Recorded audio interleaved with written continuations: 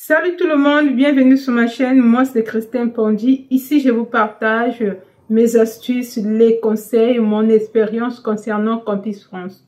Maintenant, si tu vois que cette vidéo t'apporte la valeur ajoutée, n'hésite pas de t'abonner, de liker, d'activer, afin de soutenir la chaîne. Dans cette vidéo, je vais te parler des anomalies à éviter si tu veux avoir le visa. Et quand tu constitues ton dossier visa, évite certaines erreurs qui peuvent nuire à ton dossier et risque d'avoir un refus.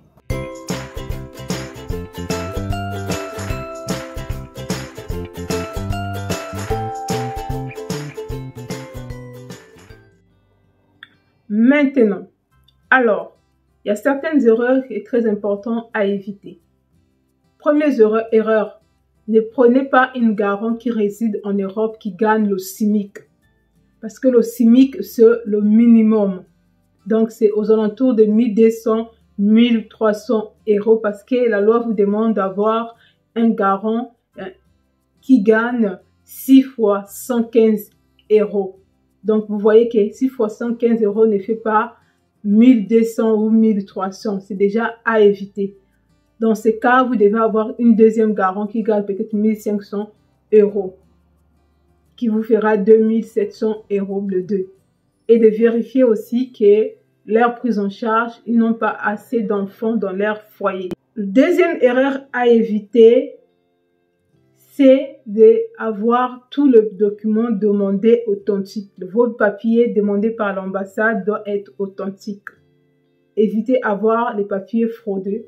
Évitez chercher des papiers qui ne sont pas juste des falsifiés, des signatures, n'importe quel document. Ça peut vous coûter 5 ans 5 ans sans faire Campus France ou sans avoir. Évitez d'avoir des doubles documents dans votre dossier visa. Des attestations de logement, c'est comme si tu demandes à l'ambassade de choisir à votre place quel est le lieu qui sera préférable pour vous pour habiter. Ça, ne fais pas cette erreur-là parce que je connais déjà une personne qui a fait cette erreur-là dans mon entourage. Encore une autre erreur à éviter.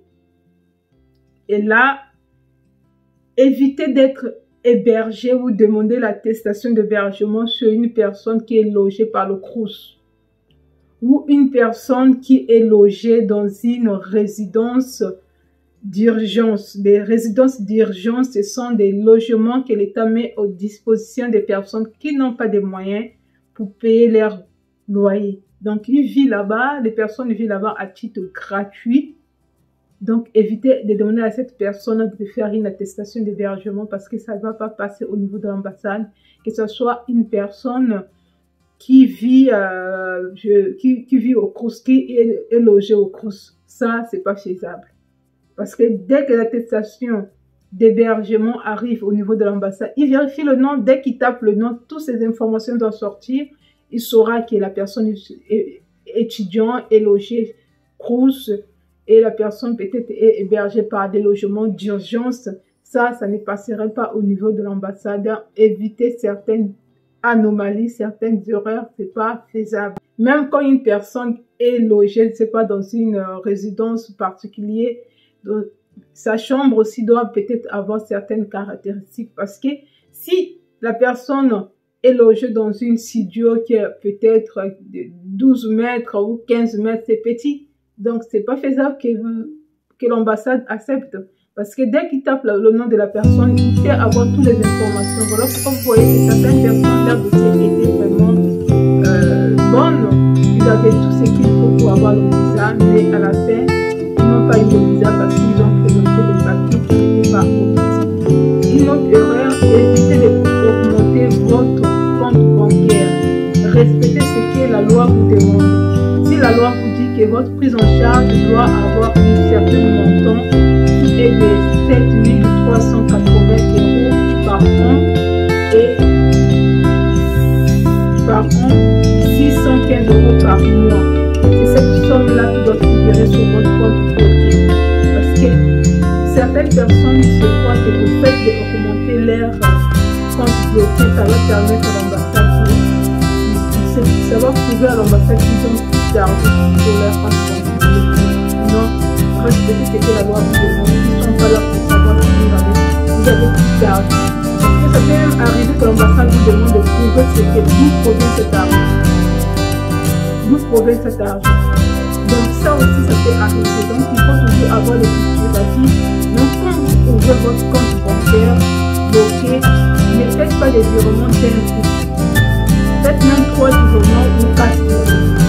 Et ça aussi, l'ambassade peut vérifier comment d'un coup la personne a mis 7380 €. Ça peut être aussi un moyen pour vous nuire, pour vous dire que vous n'avez pas le visa, vous de vous demander à mener peut-être les justificatifs, où est-ce que vous avez eu l'argent. Imaginez que votre maman va au marché, votre maman ne gagne pas grand-chose et son argent, il garde à la maison, il garde peut-être les sommes colossales à la maison, ce qui n'est pas recommandé par la loi. Ta maman, c'est une commerçante, donc il n'y a pas de moyens pour justifier cela. Donc, si une personne a une compte bloquée, même quand tu as une compte bloquée en Afrique, tu dois justifier comment tu as fait les virements et combien la personne gagne. Voilà, si la personne avait déjà son compte bloqué, c'est encore mieux. Parce que la personne peut justifier que j'avais telle somme dans mon compte bloqué, je gagne tant par mois, j'épargne avec mon compte bloqué. Faire une lettre d'explication pour expliquer à l'ambassade, ça aussi c'est faisable.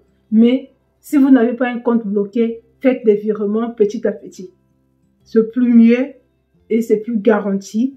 Si jamais on vous demande des justifications, vous pouvez faire une recours si vos parents n'ont pas de compte bloqué. Une lettre d'explication si vos parents n'ont pas de compte bloqué pour expliquer que je suis commerçant, je gagne bien, je vends bien, mais je n'ai pas une...